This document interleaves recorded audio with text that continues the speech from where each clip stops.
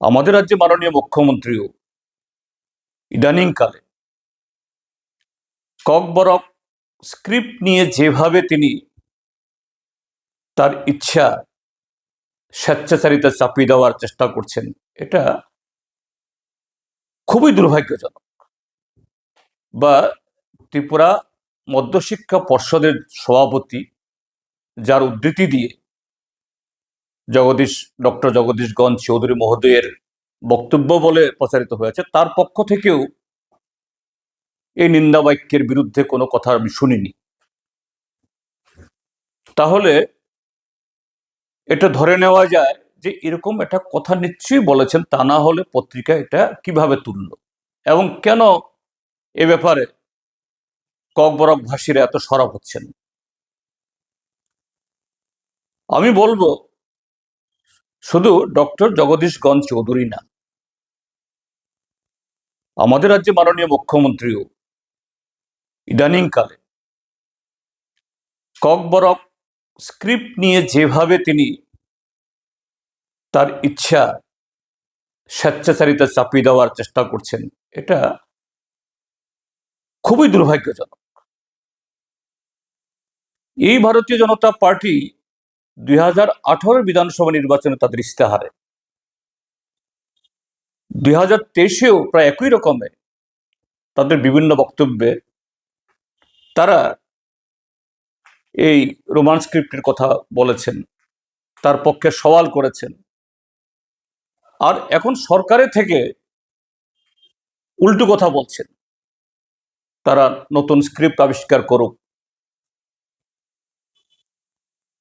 Roman script এটা বিদেশি script.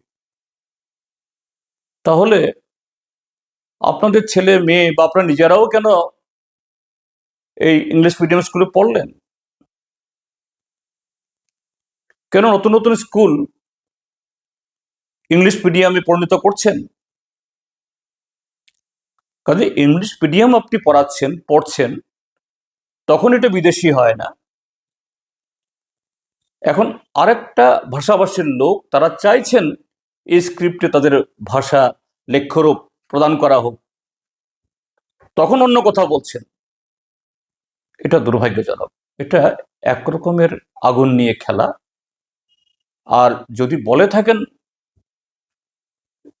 এই মাধ্যমিক শিক্ষা বোর্ডের চেয়ারম্যানের পদাসীন একজন ব্যক্তি যদি বলে থাকেন রোমান স্ক্রিপ্টে লিখলেই অ্যাফেয়ার করা হবে, এটা তো চরম স্বৈরাচারী বক্তব্য, অটোক্রেটিক।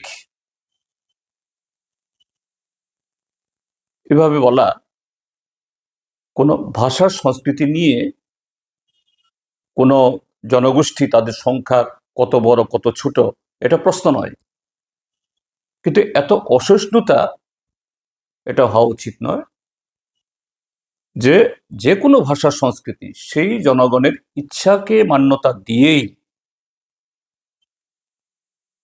সেখানে কি সমাধান আনা উচিত এটাই করা উচিত। বামপন্থী ফ্রন্ট সরকার তাই করেছিল।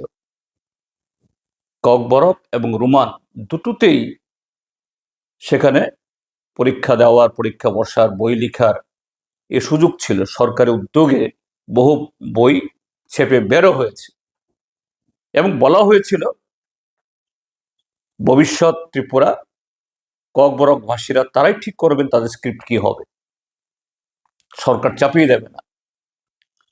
আমি অনুরোধ করব মাননীয় মুখ্যমন্ত্রী বা সরকার এবং Tripura board of secondary education তার সভাপতি মহোদয়কেও এরকম অযাচিত কথা বলে শুধু শুধু পরিস্থিতিকে উত্তপ্ত করে এতে যে ক্ষতি ছাড়া বা ভাষা বা সামগ্রিকভাবে আমাদের শিক্ষা উন্নয়ন বা প্রসারের উদ্যোগ এটাকে পিছিয়ে দেওয়া ছাড়া কিছু হবে না। এটা এক ধরনের স্বেচ্ছাচারী পদক্ষেপ বা বক্তব্য, এগুলা থেকে সরকার এবং বোর্ড তারা বিরত থাকুন।